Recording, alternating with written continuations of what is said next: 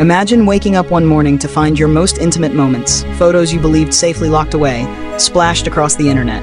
No warnings, no leaks, just a few keystrokes, a fake email, and suddenly, your privacy is gone forever. That's what happened to dozens of the world's most famous women in August 2014, and that's where this story begins. Stick with me till the end, because what's coming is more than gossip.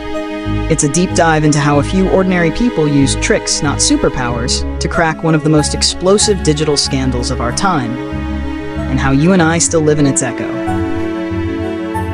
The calm before the storm. In the mid-2010s, cloud storage was being sold as the ultimate convenience of the digital age. Take a photo on your iPhone, and within seconds it synced to the cloud. Safely backed up, accessible anywhere, anytime. Millions trusted Apple's iCloud to guard their memories, secrets, and personal lives. But beneath that glossy promise hid a dangerous truth. Technology is only as secure as the people using it. Weak passwords, recycled credentials, and a misplaced sense of trust opened invisible cracks in the walls of privacy. So when whispers began in late August 2014 about a massive celebrity photo leak, the world assumed it had to be the work of elite hackers. Maybe a breach deep inside Apple's servers. The truth, though, was far simpler and far more terrifying. The leak that shook the internet. On the morning of August 31st, 2014, the internet erupted. Nearly 500 private photos began circulating online, first on anonymous image boards, then spreading like wildfire across Reddit, Imgur, and countless other platforms. The images were intimate, deeply personal. Nude or semi-nude photos stolen from iPhone backups.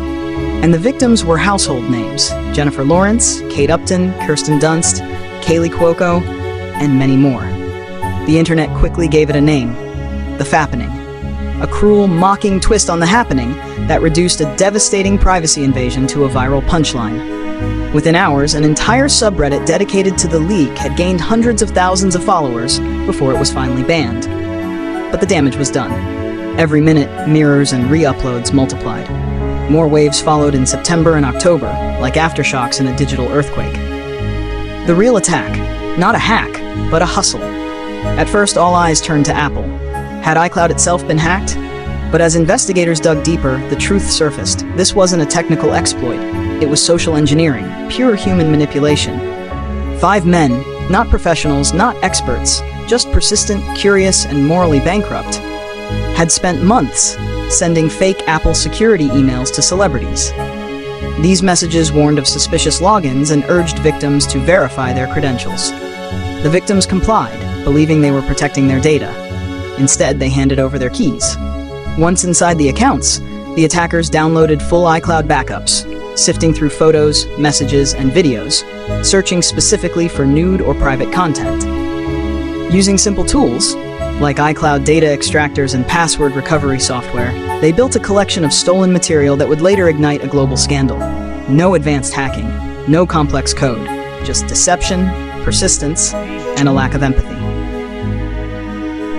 The men behind the screens. The phishing network was small but devastatingly effective.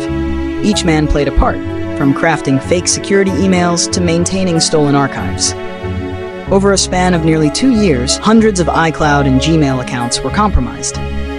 When investigators finally traced the activity back to its source, what they found wasn't a dark web syndicate or a professional hacker ring, but ordinary individuals in quiet American towns. Men with day jobs, families, and neighbors who never suspected what was happening behind closed doors.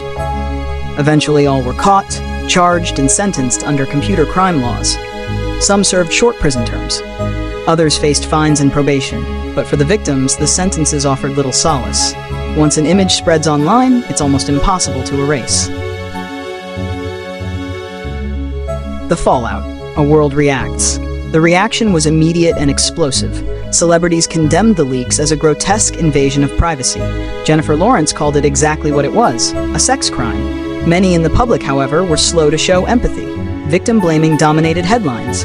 Why take those photos in the first place? Why store them on the cloud? This narrative missed the point entirely. Every person, celebrity or not, deserves privacy. The scandal exposed society's hypocrisy. Women's bodies were treated as public property, while the men behind the theft hid behind anonymity and jokes. Meanwhile, Apple scrambled to contain the damage.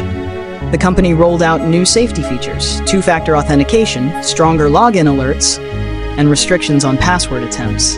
Yet, critics argued these changes came too late, and that Apple's focus on blaming users ignored the larger issue of how easily phishing can bypass even strong systems. The media and cultural reckoning. The Fappening forced the media to confront its own complicity.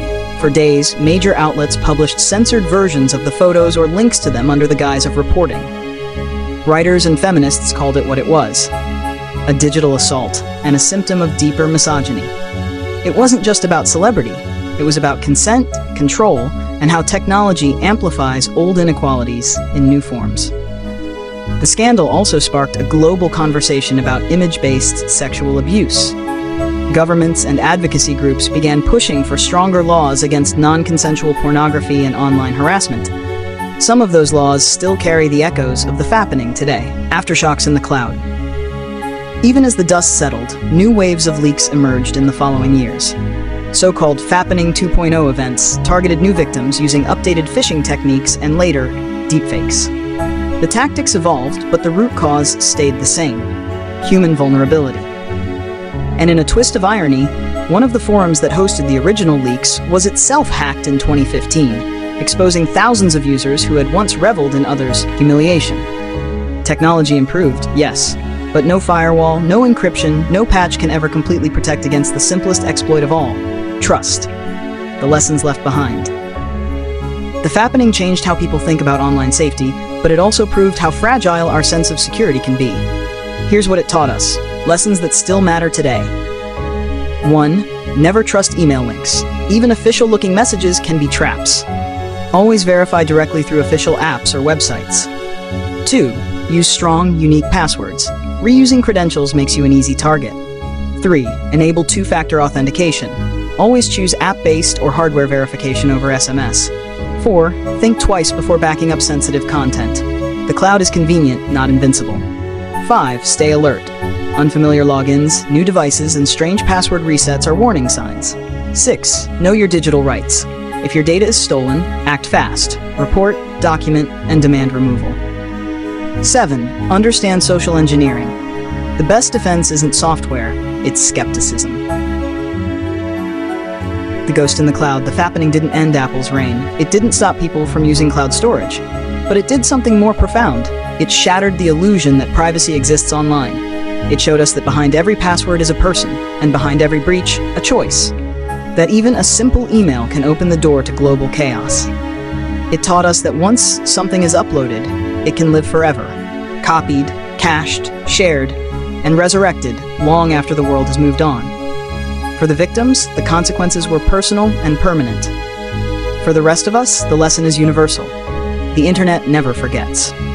So as you finish this story, remember, the line between safety and exposure is thinner than it's ever been. The next great digital scandal may not come from hackers in hoodies, but from an inbox just like yours.